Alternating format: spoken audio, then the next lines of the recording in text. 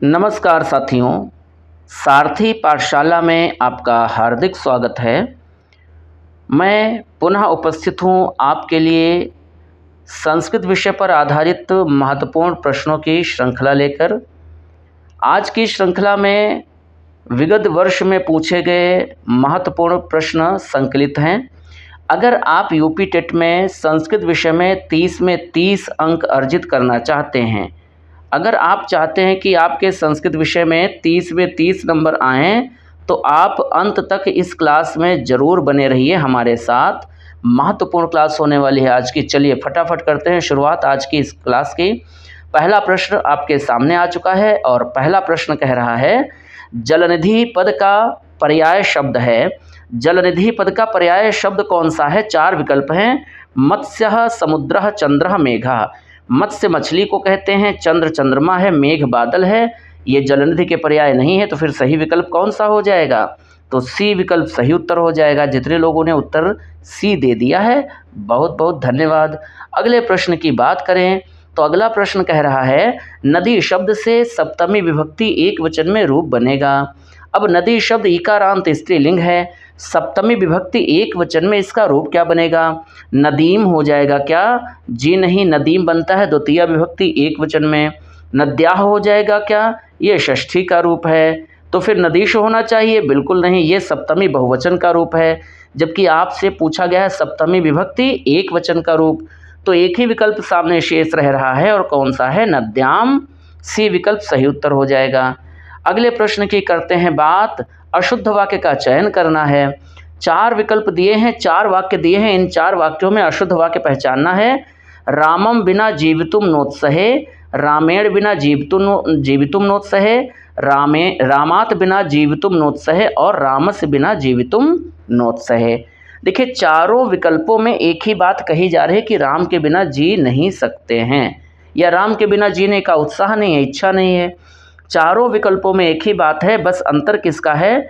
जो पहला पद है, इसमें जो विभक्तियां प्रयुक्त हुई हैं, इनका सब खेल हो रहा है यहाँ पर। अब आपको बताना है कि इसमें अशुद्ध वाक्य कौन सा है। तो हम लोगों ने एक सूत्र पढ़ा है, पृथक विना नाना भी तृतीय अन्य तरस्याम। और ये सूत्र कहता है कि पृथक शब्द हो, नाना शब्द हो, विना शब्द हो, इन सभी शब्दों के योग में विकल्प से आप कर्म का प्रयोग कर सकते हैं, मतलब द्वितीय विभक्ति का प्रयोग कर सकते हैं। करण का मतलब तृतीया का प्रयोग कर सकते हैं, और अपादान मतलब पंचमी का प्रयोग कर सकते हैं। आप चाहें तो पंचमी, तृतीया, द्वितीया तीनों में से किसी एक विभक्ति का प्रयोग कर सकते हैं, लेकिन कहीं भी षष्ठी का उल्लेख नहीं मिलता है।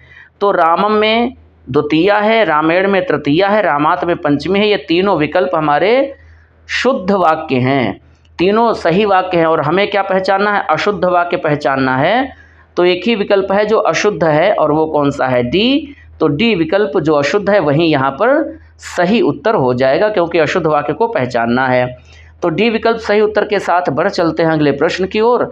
अगला प्रश्न है, बृहत्त्रयी में नहीं गिना जाता है। नहीं पर ध्यान दीजिए, बृहत्त्रयी में कौन नहीं गिना जाता है? तो बृहत्त्रयी में 3 ग्रंथ आते हैं, और वो 3 ग्रंथ यहाँ पर दिए हैं। उन 3 के अतिरिक्त जो चौथा ग्रंथ है वो बृहत्त्रयी में नहीं गिना जाएगा। शिशुपाल वधम, नैषधीचरितम, किरातार्जुनीयम तीनों बृहत्त्रयी में आते हैं। अगर इनके सर्गों की बात करें तो किरातार्जुनीयम में कितने सर्ग होते हैं? 18, और नैषधीचरितम में कितने सर्ग होते हैं? 22। शिशुपाल वधम में सर्गों की संख्या कितनी होती है? 20। शिशुपाल वधम के रचयिता कौन है? महाकवि माघ हैं। और नैषधीचरितम के रचयिता श्रीहर्ष हैं। किरातार्जुनीयम के रचयिता कौन हैं? भारवि हैं। अब ये हमारे तीनों ग्रंथ जो हैं, ये तीनों ग्रंथ हमारे किस में आते हैं? बृहत्त्रयी में। रघुवंशम ये बृहत्त्रयी में नहीं आता, ये किस में आता है? लघुत्रयी में। लघुत्रयी का ग्रंथ है रघुवंशम, तो यही विकल्प हमारा सही उत्तर हो जाएगा। अब यदि आपसे पूछा जाए कि लघुत्रयी में कौन कौन से 3 ग्रंथ आते हैं, तो रघुवंश आता है, कुमार संभव आता है, और क्या आता है बोलिए? मेघदूतम आता है। अच्छा, शतक त्रयी अगर पूछ लिया जाए तब क्या उत्तर देंगे? शतक त्रयी में 3 शतक आते हैं, कौन कौन से? तो उसमें आता है श्रृंगार शतक, नीति शतक और वैराग्य शतक। और ये तीनों शतक जो हैं, इनके रचयिता कौन हैं? भर्तृहरि हैं। चलिए अगले प्रश्न की बात कर लेते हैं। अगला प्रश्न है, राजा दिलीप की पत्नी का नाम बताना है। राजा दिलीप जो इक्ष्वाकु वंश के, सूर्यवंश के, या हम रघुवंश के कहें, बड़े पराक्रमी राजा हैं और इनकी पत्नी का नाम पूछा जा रहा है। इंदुमती है, सुदक्षिणा है या फिर लक्ष्मी, या इनमें से कोई नहीं। तो हम लोगों ने अगर रघुवंशम पढ़ा होगा तो रघुवंशम के पहले और दूसरे सर्ग में, प्रथम और द्वितीय सर्ग में राजा दिलीप का वर्णन हमें मिलता है और उस सर्ग में ही हमें पता चलता है कि राजा दिलीप की पत्नी का नाम क्या है, सुदक्षिणा है। और राजा दिलीप अपनी पत्नी सुदक्षिणा के साथ पुत्र प्राप्ति की कामना से महर्षि वशिष्ठ के, जो इनके गुरु हैं, कुलगुरु हैं, उनके आश्रम में जाते हैं और नंदिनी नामक गाय की 21 दिन तक सेवा करते हैं। 22वें दिन नंदिनी गाय प्रसन्न होकर राजा को पुत्र प्राप्ति का वरदान देती है। ये केवल सुनने के लिए नहीं है, इसको लिखते रहिए कॉपी में, सारे प्रश्न आपसे ही पूछे जाएंगे। आपसे विगत परीक्षा में पूछा जा चुका है कि नंदिनी गाय ने प्रसन्न होकर के राजा को कौन सा वरदान दिया था, तो पुत्र प्राप्ति का। राजा दिलीप ने नंदिनी की सेवा कितने दिन तक की थी, 21 दिन तक, है ना। और राजा दिलीप की पत्नी का नाम देखिए पूछ लिया गया, सुदक्षिणा है। राजा दिलीप के गुरु कौन हैं, महर्षि वशिष्ठ हैं। और वशिष्ठ की पत्नी का नाम क्या है, ये आपको कमेंट करके बताना है। चलिए अगले प्रश्न की ओर बढ़ चलते हैं। अगला प्रश्न है, जीवेश मानवाः श्रेष्ठाः, जीवों में मानव श्रेष्ठ होता है। वाक्य में रेखांकित पद, अब देखिए रेखांकित पद कौन सा है, रेखांकित पद है जीवेश। और इस रेखांकित पद में बताना है कि जो सप्तमी विभक्ति का प्रयोग हुआ है वो किस सूत्र से है। इस रेखांकित पद में विभक्ति विधायक सूत्र कौन सा है, आधारो अधिकरणम है क्या, या सप्तम्यधिकरणे च है, यतश निर्धारणम है, या फिर साधु साधु प्रयोगे च। तो देखिए आधारो अधिकरणम कहता है कि क्रिया का जो आधार होगा उसकी अधिकरण संज्ञा होगी, ये तो अधिकरण संज्ञा करने वाला सूत्र है। सप्तम्यधिकरणे कहता है कि भैया जिसकी भी अधिकरण संज्ञा होगी अनुवाद करते समय उसमें हम सप्तमी का प्रयोग कर देंगे। तो ये दोनों विकल्प यहाँ सही नहीं है। सही विकल्प हमें कौन सा मिलेगा यहाँ पर, तो बिल्कुल सी विकल्प सही उत्तर हो जाएगा, यतश निर्धारणम। ये सूत्र कहता है जब किसी समूह या समुदाय में किसी की योग्यता का, किसी के गुणों का, किसी की विशेषता का निर्धारण किया जाता है तो उस समूह में षष्ठी अथवा सप्तमी में से किसी एक विभक्ति का प्रयोग किया जा सकता है। सी विकल्प सही उत्तर है। किस सूत्र से, यतश निर्धारणम से। कर्तृ शब्द में कौन सा प्रत्यय है, कर्तृ शब्द में प्रत्यय कौन सा है, तो कर्तृ शब्द में प्रत्यय देखिए तव्य है क्या, तो तव्य, यहाँ तव्य का कुछ शेष दिख रहा है, नहीं दिख रहा है। तव्यत ये भी नहीं है, अनियर ये भी नहीं है, क्योंकि अनियर का अनिय शेष रहता है, तव्यत का तव्य। जबकि यहाँ क्या है शेष, त्रि। और त्रि देखिए किस में आ रहा है, एक ही विकल्प है जिसमें त्रि मिल रहा है हमें, वो कौन सा है, बी, त्रिच प्रत्यय। अब देखिए कर्तृ कैसे बना, तो कर्तृ दरअसल क्री धातु के साथ जब हम त्रिच प्रत्यय का विधान करते हैं तो शब्द बनता है कर्तृ।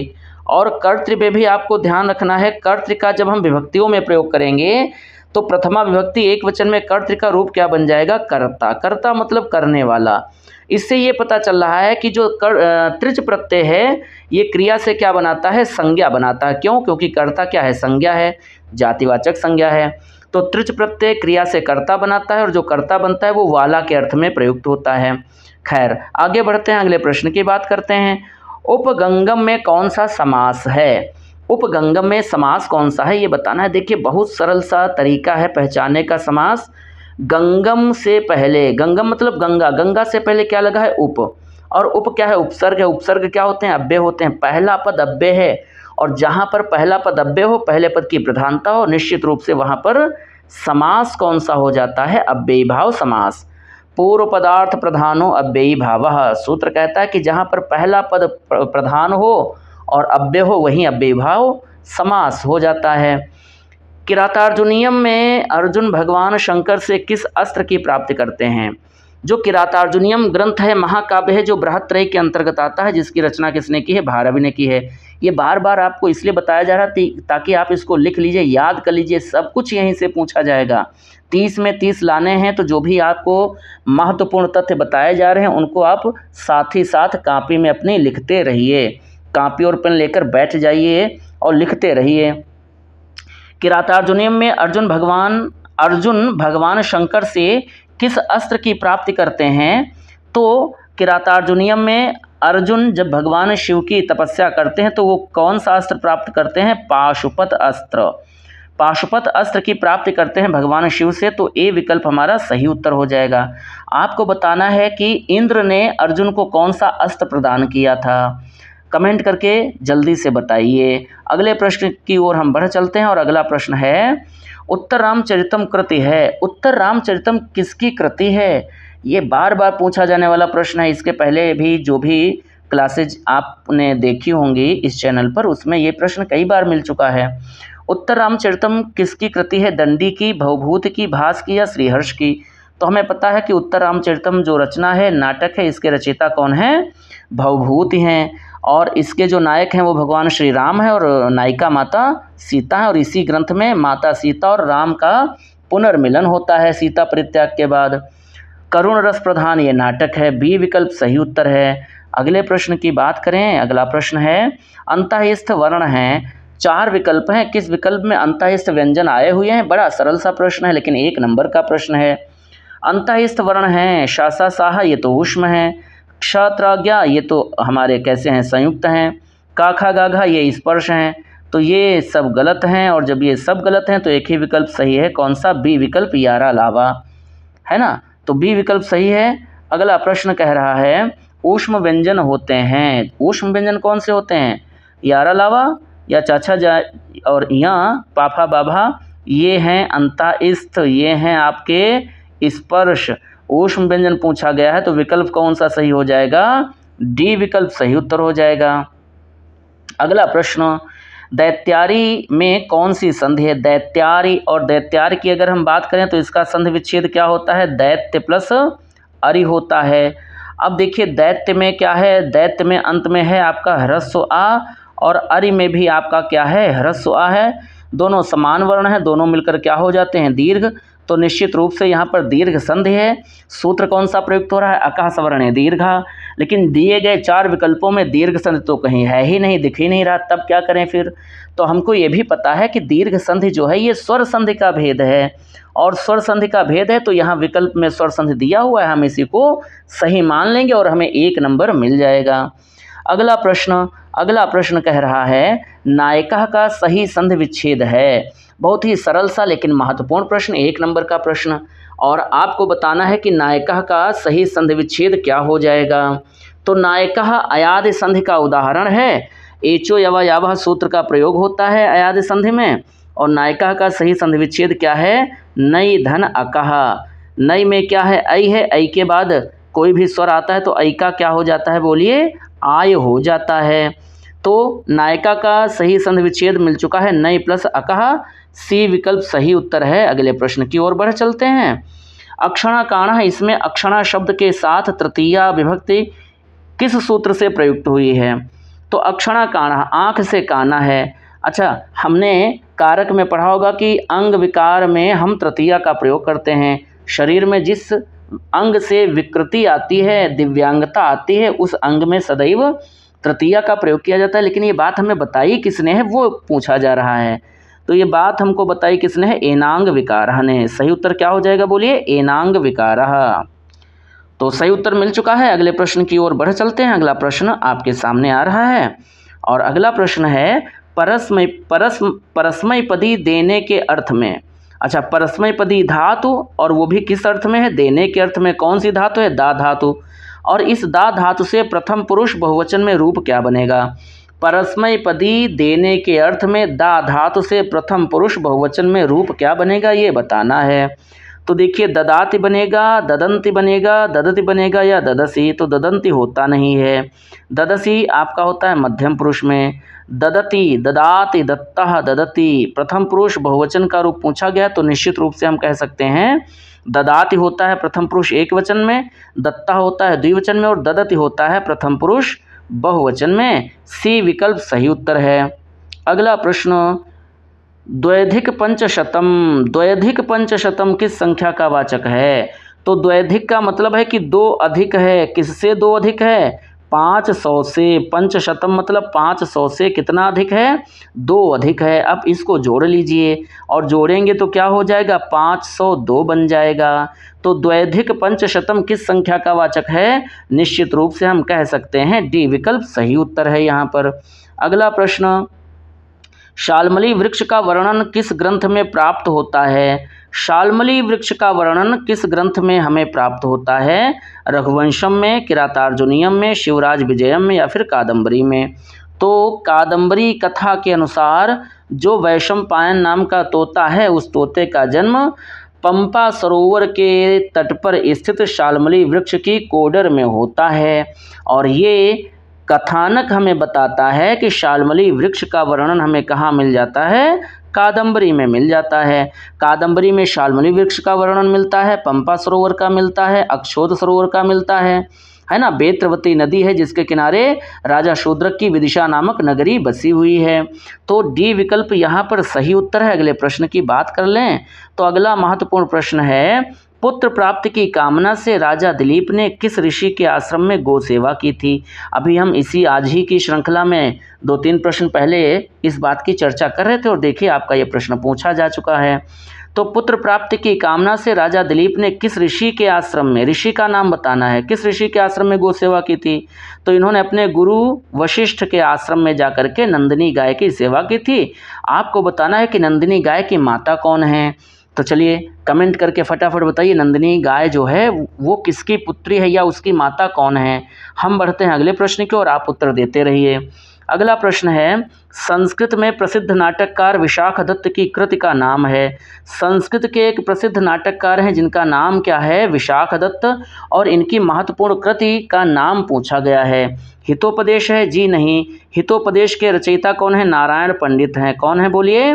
नारायण पंडित हैं। मुद्रा राक्षस है, शिशुपाल वध है या फिर मृच्छकटिकम है? तो देखिए हितोपदेश के रचयिता कौन है? नारायण पंडित हैं। कौन है? नारायण पंडित, है ना। और मृच्छकटिकम के रचयिता कौन है? तो इसके रचयिता हैं शूद्रक। शिशुपाल वधम के रचयिता कौन है? महाकवि माघ, जिनको घंटा माघ भी कहा जाता है। अब एक ही रचना शेष है और वो कौन सी है? मुद्रा राक्षस।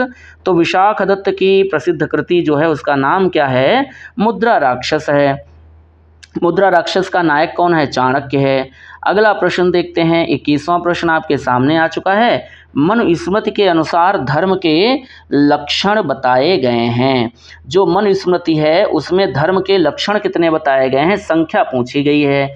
तो मनुस्मृति में धृति, क्षमा, दम, अस्तेय, शौच, इंद्रिय निग्रह, धी, विद्या, सत्य और अक्रोध, ये इस प्रकार से धर्म के कुल लक्षण कितने बताए गए हैं? 10 लक्षण बताए गए हैं। बी विकल्प सही उत्तर हो जाएगा इस 21वें प्रश्न में। अगला प्रश्न, अनाथ परिपालनम ही धर्मः अस्मद् विधानाम।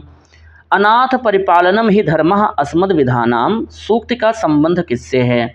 अनाथ परिपालनम का मतलब है कि अनाथों का पालन करना, जिनका कोई है नहीं, जिनका कोई पालन करने वाला नहीं है, नाथ नहीं है, स्वामी नहीं है, अभिभावक नहीं है, उनका पालन करना अस्मद् धर्मः विधानाम, ये हमारा धर्म है। ये बात कौन कहता है? ये हारीत कहता है। हारीत जब कादम्बरी कथा में तोते को लेकर आश्रम पहुंचता है और ऋषि मुनि पूछते हैं कि इसको क्यों ले आए, तब हारीत कहता है कि अनाथों का परिपालन करना, अनाथों का पालन पोषण करना हमारा कर्तव्य है, धर्म है।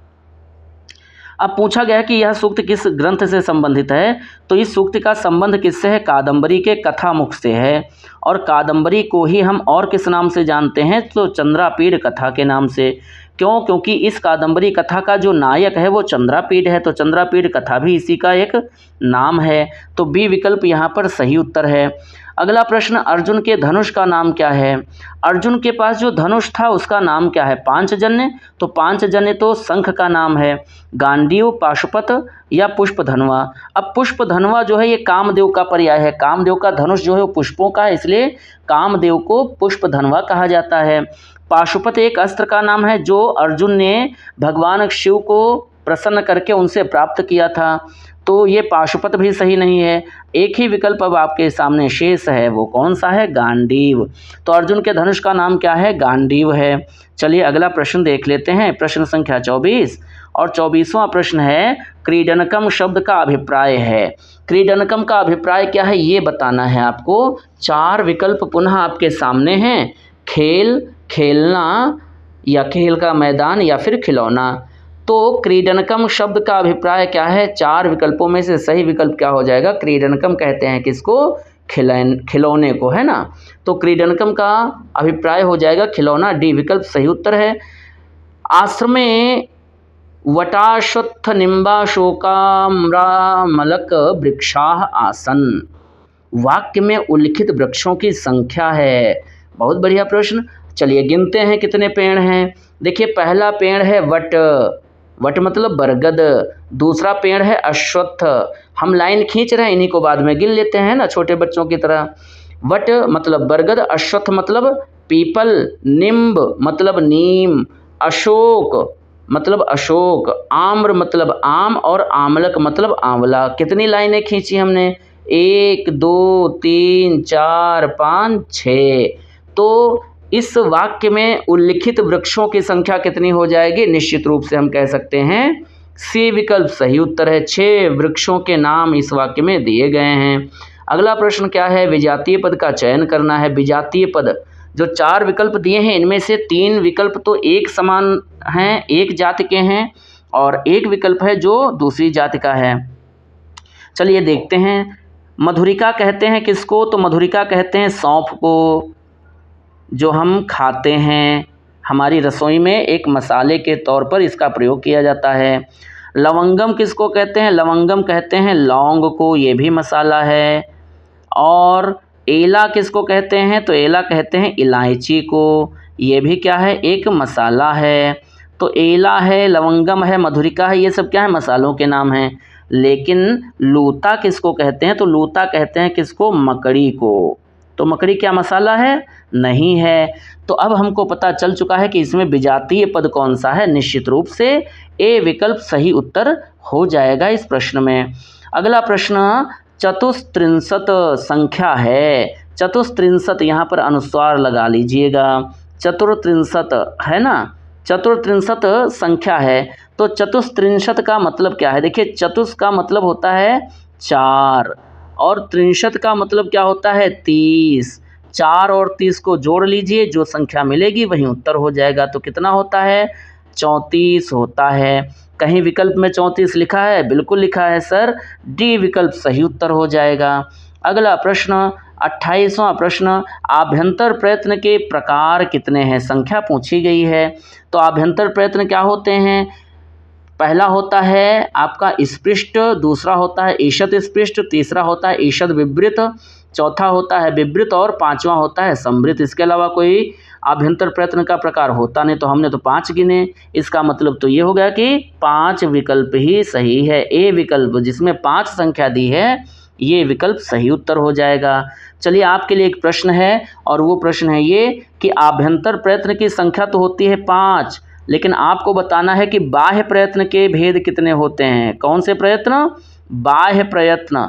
और बाह्य प्रयत्न के प्रकार कितने होते हैं ये आपको बताना है। कमेंट करके जल्दी से बताइए बाह्य प्रयत्न के भेद कितने होते हैं। केवल संख्या बता दीजिए, नाम बताने की आवश्यकता नहीं है। चलिए नाम हम बता दे रहे हैं, संख्या आप बताइए काउंट करके।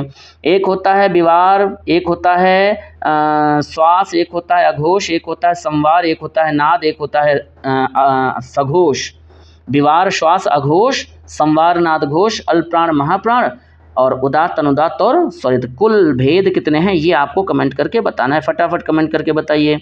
तो आभ्यंतर प्रयत्न के 5 प्रकार होते हैं। सही उत्तर मिल चुका है। उपेंद्र पद का संधि विच्छेद है। उपेंद्र पद का सही संधि विच्छेद बताना है। 4 विकल्प दिए हैं। उपधन एंद्र नहीं होगा क्योंकि यहाँ पर आ और ए मिलकर के क्या बन जाएगा? आई बन जाएगा, गलत हो जाएगा। उपाधन इंद्र, तो उपा कोई शब्द नहीं होता है, ये भी गलत है। उपधन ऐंद्र, ऐंद्र नाम से कोई शब्द हमने नहीं सुना है, ये भी गलत है। जब ये 3 गलत हो गए तो एक ही विकल्प शेष है, कौन सा? उपधन इंद्र, बी विकल्प। तो सही उत्तर मिल चुका है बी। अगला प्रश्न, सकार का शकार से योग होने पर क्या परिवर्तन होता है? जब सकार का शकार से योग होता है तो परिवर्तन क्या होता है? तो व्यंजन संधि का, इश्चुत संधि का सूत्र कहता है स्तोष्ण इश्चु कि भैया जब सकार का शकार से योग होता है तो सकार का क्या हो जाता है? शकार हो जाता है। अर्थात जब सा से परे शा आता है तो संधि होने पर ये वाला जो सा है ये किस में बदल जाता है? शा में बदल जाता है। सकार का शकार हो जाता है, दंत सा का तालव्य सा हो जाता है। तो बी विकल्प सही उत्तर मिल चुका है। और इस तरह से ये 30 प्रश्नों की श्रृंखला यहीं पर होती है संपन्न। और उम्मीद करते हैं कि आज की श्रृंखला आपको अच्छी लगी होगी। आपने आज इस श्रृंखला में कितने प्रश्न सही किए, कितने प्रश्नों का सही उत्तर दिया, कमेंट करके ज़रूर बताइएगा। और यदि आपको क्लास अच्छी लगी हो, आप हमारे साथ पहली बार जुड़ रहे हों, अभी तक आपने इस चैनल को सब्सक्राइब नहीं किया है और आप आगे भी इस तरह की महत्वपूर्ण कक्षाएं प्राप्त करना चाहते हैं तो चैनल को सब्सक्राइब ज़रूर कर लीजिए। अगर क्लास अच्छी लगी है तो लाइक और शेयर ज़रूर कीजिएगा। हम पुनः इसी प्रकार के महत्वपूर्ण प्रश्नों के साथ मिलेंगे अगली श्रृंखला में। तब तक आप पढ़ते रहिए, अपना ध्यान रखिए, स्वस्थ रहिए, मस्त रहिए। बहुत बहुत धन्यवाद। नमस्कार।